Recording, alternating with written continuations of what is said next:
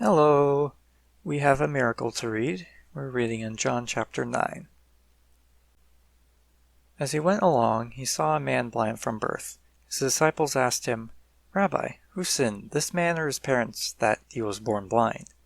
"Neither this man nor his parents sinned," said Jesus, "but this happened so that the work of God might be displayed in his life. As long as it is day, we must do the work of him who sent me. Night is coming when no one can work. While I am in the world, I am the light of the world."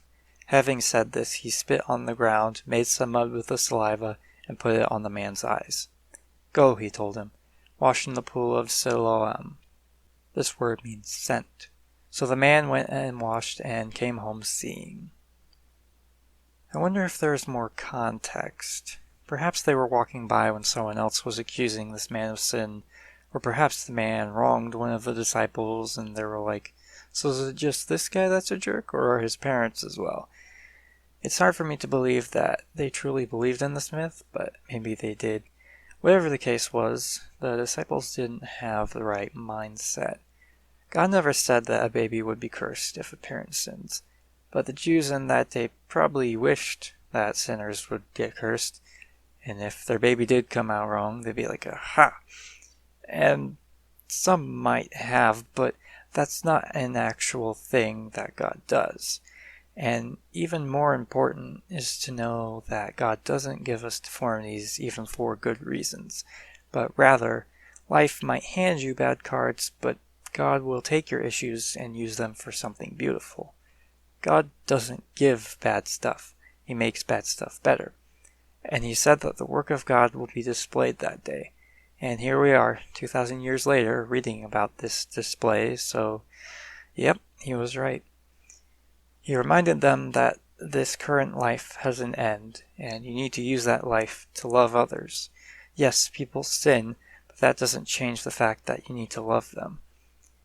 And the method he used was important. Rubbing mud on someone's eyes doesn't give them sight. There is no reason that that would work. Therefore, it proved that it was God. And there's a couple cool things to notice here.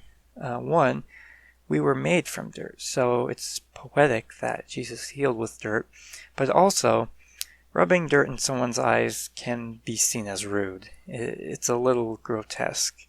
People today see Jesus as that. They don't want to follow him because he doesn't actually love, they say. He is rude. But Jesus isn't rude. People just refuse to see the whole picture. You can only see God's love if you look at the whole picture. The man could have been 60 years old, but he went home seeing after that miracle. That is love. Let's read people's responses. His neighbors and those who had formerly seen him begging asked, "Isn't this the same man who used to sit and beg?" Some claimed that he was. Others said, "No, he only looks like him." But he himself insisted, "I am the man." "How then were your eyes open?" they demanded. He replied, "The man they call Jesus made some mud and put it on my eyes.